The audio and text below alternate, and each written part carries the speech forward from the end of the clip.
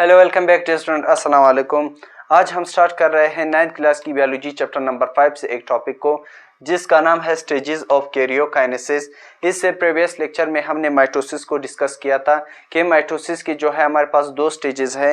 एक है हमारे पास कैरियोकाइनेसिस और सेकंड जो है वो है हमारे पास साइटोकाइनेसिस। कैरियोकाइनेसिस में हमारे पास न्यूक्लियस डिवाइड हो रहा था, जबकि साइटोकाइनेसिस में हमारे पास साइटोप्लाज्म डिवाइड हो रहा था।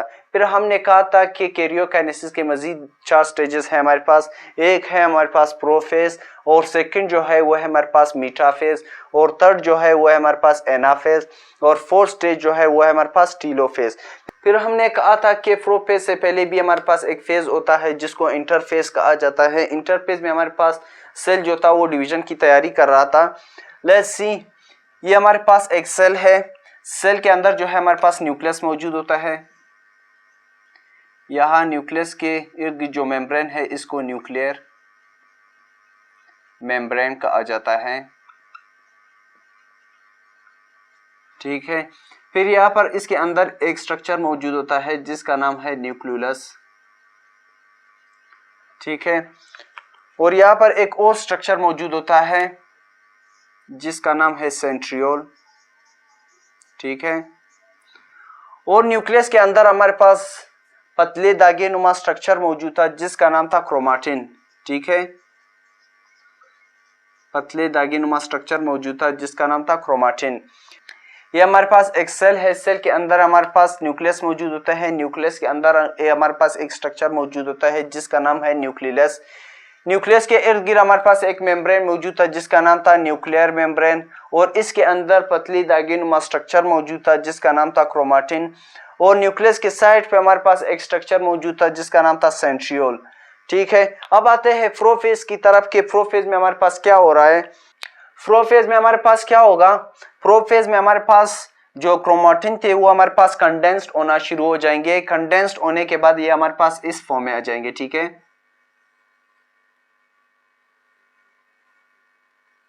क्रोमोसोम जो है ये हमारे पास इस फॉर्म में आ जाएंगे, क्रोमाटिन,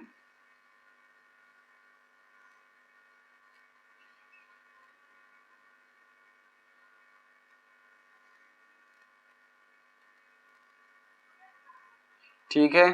ये हमारे पास इस फॉर्म में आ जाएंगे। यहाँ पर सेंट्रियोल जो है ये हमारे पास एक डुप्लीकेट कॉपी बना लेगा। डुप्लीकेट कॉपी बनने के बाद ये हमारे पास दूसरे साइड पे चला जाएगा। सेंट्रियोल अपना एक डुप्लीकेट कॉपी बना लेगा जो हमारे पास मूव करेगा दूसरे साइड पे। फिर यहाँ पर क्या होगा, प्रोफेज के अंदर हमारे पास न्यूक्लियर मेम्ब्रेन जो है वो डिसअफियर हो जाएगा। न्यूक्लियस जो हमारे पास इंटरफेज में मौजूद है वो हमारे पास डिसअफियर हो जाएगा।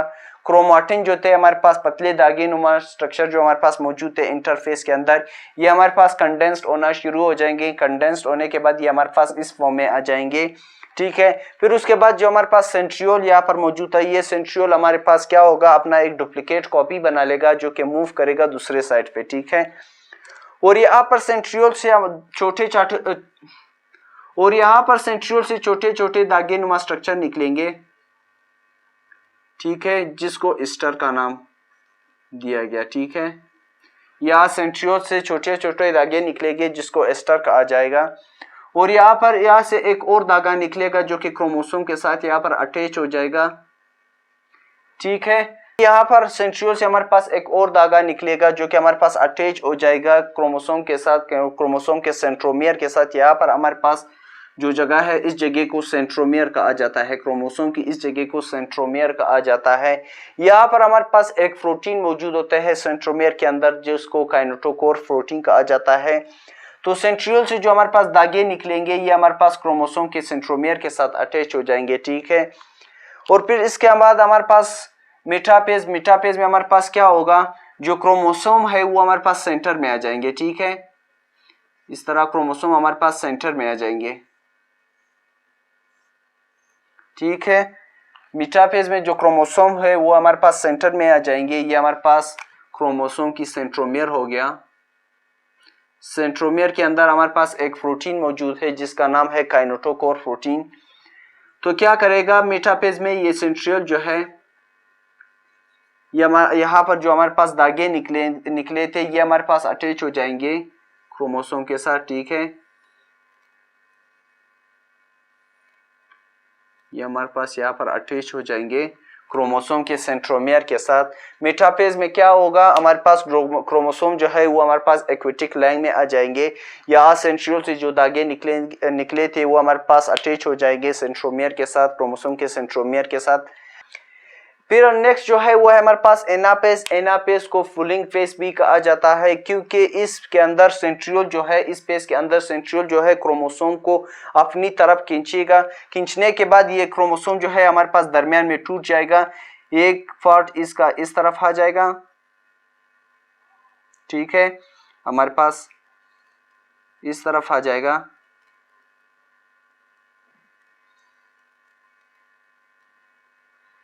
ठीक है।